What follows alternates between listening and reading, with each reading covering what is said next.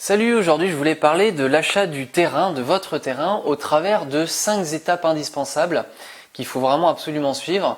Et ce qui est important, c'est surtout la chronologie qui va vous servir pour l'achat. Alors la première chose, c'est d'essayer de repérer un terrain.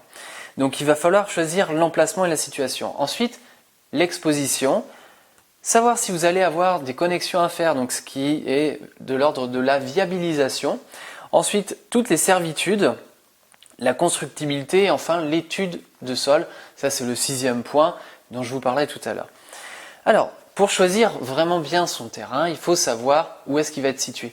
C'est l'une des 3 grandes règles que suivent toujours les investisseurs, parce que derrière, ça va être la valeur de votre terrain plus la valeur de votre maison.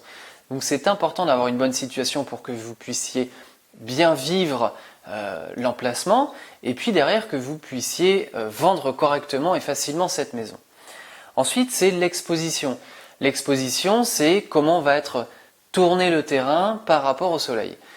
Le soleil, lui, il a une course qu'on connaît toujours. Donc, le soleil se lève à l'est, il passe par le sud et puis il se couche à l'ouest. Donc, c'est important de pouvoir bien distribuer nos pièces sur la course du soleil, pouvoir mettre notre terrasse, par exemple, au bon endroit. Ça, c'est quand même quelque chose qui va faire que on va déjà gagner en énergie parce que la maison va se chauffer toute seule. Si on met nos baies au sud, par exemple, ce sont les bases de l'ART 2012. Mais derrière, ça va être aussi le fait de pouvoir bien vivre son architecture. Ensuite, vous avez la viabilisation. Qu'est-ce que c'est la viabilisation? Eh bien, c'est le fait de connecter votre terrain à la commune, aux services de la commune. Et les services de la commune, en tout cas ce qui passe dans le terrain, dans le sous-sol de la commune, ce sont l'eau, l'électricité, le gaz, et puis vous allez aussi avoir à rejeter les eaux usées, et peut-être même les eaux pluviales. Donc ça s'appelle la viabilisation. Et donc il faut que ça arrive, voilà, ça arrive en termes de compteur, il faut que ce soit arrivé sur votre terrain. Si ça ne l'est pas, eh bien il va falloir penser à le mettre, et non seulement le penser, mais surtout prévoir financièrement cette viabilisation. Ensuite, les servitudes. Est-ce que votre terrain a des passages obligatoires à réserver par exemple aux voisins? Et voilà, ce sont tout ce genre de choses, les viabilisations. C'est ce qui va faire que vous allez avoir moins de place sur votre terrain pour pouvoir construire. Ensuite, vous avez, très très important, la constructibilité, qui elle se vérifie au niveau du PLU ou du POS, donc le plan local d'urbanisme, anciennement le POS, alors certaines communes y sont encore restées. Et donc là, vous allez savoir très exactement, vous allez demander ce document à la mairie et vous allez savoir ce que vous avez le droit de faire sur votre terrain. Et enfin, pour pouvoir construire, eh bien, il vous faut quand même une étude de sol.